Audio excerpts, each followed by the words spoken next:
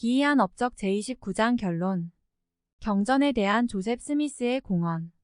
지금까지 배운 전장의 내용을 유의하여 고찰해 본 사람은 선지자 조셉 스미스가 성취한 업적 이외에 하나님의 참된 선지자인 그에게서 무엇을 더 기대할 수 있었겠는가 하고 질문하게 된다. 그는 성경에는 언급되어 있으나 어느 경우에서도 의심할 여지가 없는 설명의 간결성 때문이거나 일반인이나 성직자들의 몰 이해와 예수께서 말씀하신 것처럼 주님께서 숨겨두셨기 때문에 세상에서 이른 바 되었던 귀중한 진리를 평이하게 설명했다. 천지의 주제이신 아버지여, 이것을 지혜롭고 슬기 있는 자들에게는 숨기시고 어린 아이들에게는 나타내심을 감사하나이다. 옳소이다. 이렇게 된 것이 아버지의 뜻이니이다. 마태복음 11장 25절에서 26절. 조셉 스미스는 성경과 보조를 같이 하는 새 경전에 대하여 공언했다. 1. 몰몬경, 이미 논의한 바 있으며 모로나이 천사가 그에게 전해준 금판의 일부를 번역한 것이며 고대 미대륙에 살았던 주민의 기록이 실려있음. 이 교리와 성약, 복음의 회복과 때가 찬 경륜의 시대에 있어서 주의 교회를 조직하는데 관하여 선지자에게 주신 주님의 계시가 실려있음. 삼갑진 진주. 1828년 프랑스 탐험가 안토니오 세보로시가 이집트 총독 메헤미트 아리로부터 고적 탐험을 위한 허가를 받았다.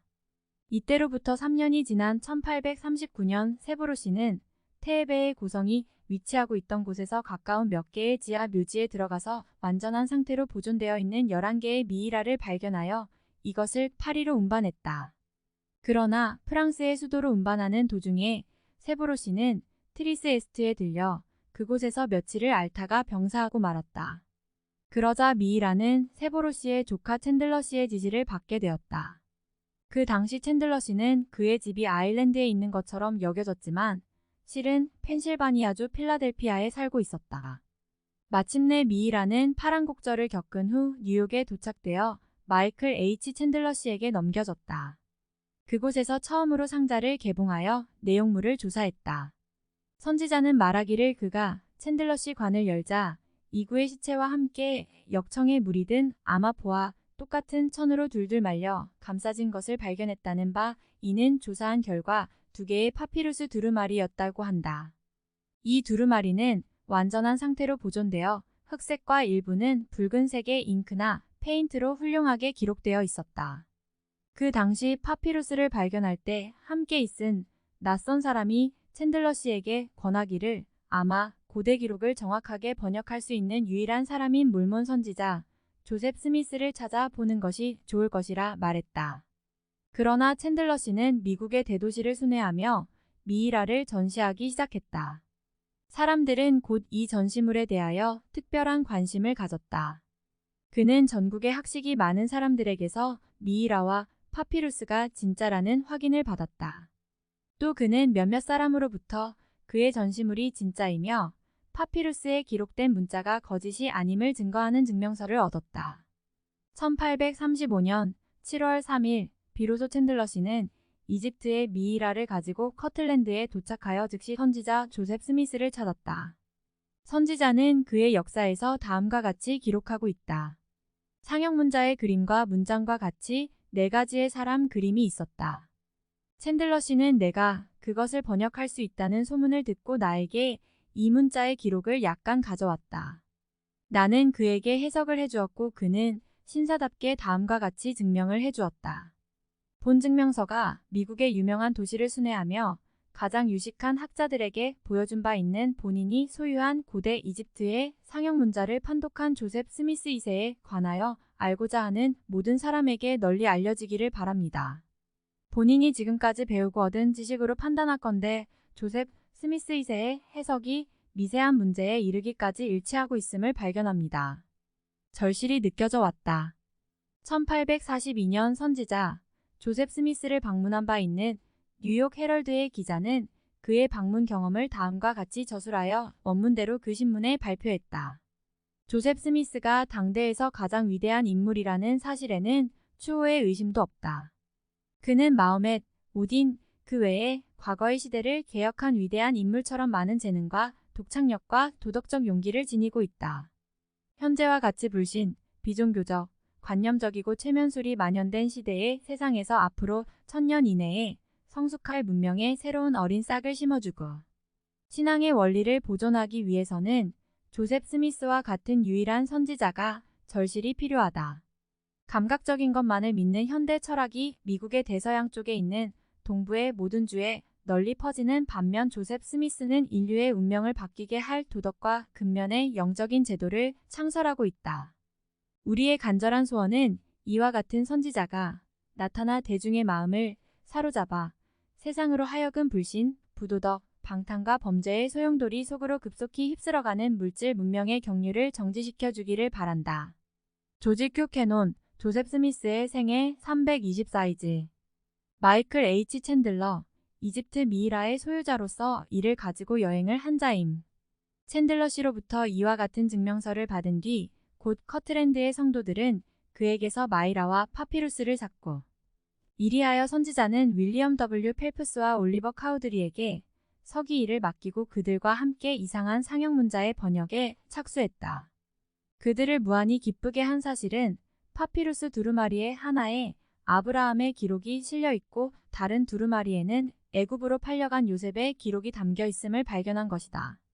이 중 첫 번째의 파피루스 두루마리는 선지자께서 일부를 번역했다. 그것은 우상을 숭배하던 조상의 고향에서 아브라함이 당했던 순환과 기적적인 구출에 관하여 자세하게 설명하고 있고 세상의 창조와 전세에서의 영에 대해서 말해주고 있으며 고대의 족장들이 이해하던 천체 조직을 보여주고 있다. 성스러운 영감으로 번역된 무한한 가치가 있는 실제의 기록인 아브라함서는 현재 값진 진주의 중요한 일부를 이루고 있다. 그러나 요셉의 기록이 실려있는 파피루스 두루마리는 결코 번역되지 않았다. 성도들은 계속 미이라를 소유하고 있었으며 새로운 안식처인 아름다운 도시 나부에 정착할 때까지 이리저리 떠돌면서 그것을 함께 운반하고 다녔다. 그곳 선지자가 건립한 나부 회관에서 미이라는 전시되었으나 선지자의 순교 이후 미이라와 파피루스 두루마리는 선지자의 가족의 손에 넘겨져서 결국 다른 사람에게 팔리고 말았다. 그리하여 한동안 세인트루이스에 있는 기업 재단에 의해 전시된 바 있었다. 그리고 나서 그것은 시카고 박물관에 매도되어 버렸고 1870년 시카고 대화재가 발생했을 때 박물관이 파괴되면서 아마 이 역사적인 가치가 있는 미이라와 고대의 성스러운 기록이 함께 소실되었을 것이라는 추측을 하고 있다. 그 후 이 흥미로운 파피루스 기록에 관하여 온전하게 보존되어 내려오는 전부는 현재의 값진 진주에 실려 있다. 우스본 J.P. 윗소 복음의 회복 114절에서 117페이지. 조시아 퀸시 전 보스턴 시장은 선지자 조셉 스미스를 방문하고 그분이 하나님이 보내신 선지자이라는 자기의 주장을 세상이 훗날 자세히 밝혀주리라는 사실에 깊은 감명을 받고 다음과 같이 기록했다. 아직 태어나지 않은 세대가 사용할 미래의 교과서의 내용에 다음과 같은 질문이 있으리라는 것은 너무나 자명한 사실이다. 19세기 미국의 역사적 인물에서 인류의 운명에 가장 강력한 영향력을 끼치고 있는 사람은 누구인가? 이 질문에 대한 대답은 틀림없이 예수 그리스도 후기 성도 교회의 선지자 조셉 스미스라고 기록될 것이다. 그러나 현재 생존하는 대부분의 사람들에게는 물론 황당하게 들릴지 모르더라도 이 대답은 그들의 후손에게는 하나의 명백한 상식이 될 것이다. 역사는 경악과 이같이 깜짝 놀랄 만한 역설을 다루는 것이다. 이 자유분방한 토론의 시대에 종교를 설립하였고 수만 명의 사람에게 지극히 높은 자께서 보내주신 사자로 받아들여졌고 현재 받아들여지고 있는 이와 같이 보기 드문 인물은 좋지 못한 별명을 남긴 채 그에 대한 기억을 상실해 버리지는 않을 것이다. 조시아 퀸시 과거의 인물 376페이지. 신권의 열쇠를 회복함. 요한의 손으로 아론 신권을 부여받았고 베드로, 야고보 요한의 손으로 멜기세덱 신권을 부여받았다. 그는 엘리야의 손으로 선조의 마음을 자녀에게 돌리고 자녀의 마음을 선조에게 돌이키게 하는 열쇠를 받았고 모세의 손으로 이스라엘의 집합을 위한 열쇠를 받았으며 일라이어스의 손으로 아브라함의 경륜의 시대의 복음의 열쇠를 받았다. 침례. 조셉 스미스는 그가 받은 열쇠와 성임에 의하여 초대교회에 있었던 것과 똑같은 조직 즉 사도, 선지자, 감독, 교사, 축복사 등이 있는 예수 그리스도 교회를 지상에 다시 세웠다. 그는 주님으로부터 받은 대로 영원한 진리의 원리를 가르치며 그 당시 교회에 존재한 거짓 교리와 의식을 시정했다. 선지자의 필요성. 이러한 모든 것들을 성취하기 위하여 오랫동안 선지자의 필요성이 강조되었다. 만일 선지자 조셉 스미스가 하나님의 부르심을 받은 자가 아니라고 한다면 이러한 성취가 어디에서 왔는지 독자는 단정할 수 있겠는가? 하늘의 시연이 있을 때 그와 함께 있었으며 그와 더불어 신권과 특별한 부름의 성임을 받았으며 물문경으로 번역된 금판이 하나님의 은사와 능력으로 번역되었다고 말하는 천사와 음성을 들은 사람들이 있었다는 사실을 잊어서는 안 된다. 이들 특별한 증인들은 그들의 목숨이 닿을 때까지 자기들의 간증에 진실하였다. 이 경륜의 시대에 계시된 진리와 성취한 예언. 간단히 요약을 하기 위하여 주님이 선지자 조셉 스미스에 의해서 그의 성스러운 빛을 비춰주시는데 근거가 된 위대한 진리를 몇 가지 언급하려 한다. 1. 하나님의 참된 개체성. 2. 하나님과 인간과의 참된 관계. 3. 복음에 있어서의 합당한 기초. 주 예수 그리스도를 믿는 신앙. 회개. 죄사유함을 위한 침수로서의 침례. 성신의 은사를 받기 위한 안수례. 4. 아론 신권과 멜기세덱 신권의 차이점에 대한 이해. 히브리서 7장 11절에서 12절. 이 두 신권 내에서의 서로 다른 직분에 대한 이해, 즉 각 직분의 의무, 정언회를 구성하는 데 필요한 인원수 등. 6. 교회의 합당한 조직과 그 목적. 7. 예수 그리스도의 교회가 가져야 할 정확한 명칭. 8. 그리스도 교회의 추종자는 성도라 불렀으며 성도라고 일컬어져야 한다. 9. 인간은 어디서 왔는가? 인간이 태어나기 전 살았던 곳은 어디인가? 10. 인간은 왜 지구에 왔는가? 11. 영광의 세 등급과 해의 영광을 상속받기 위하여 예비해야 할 일. 12. 첫째 부활에 나아올 자를 설명함. 죽은 자 가운데 남은 사람은 복천년에 끝날 즉 때 심판의 날이 이를 때까지 나아오지 아니함. 13.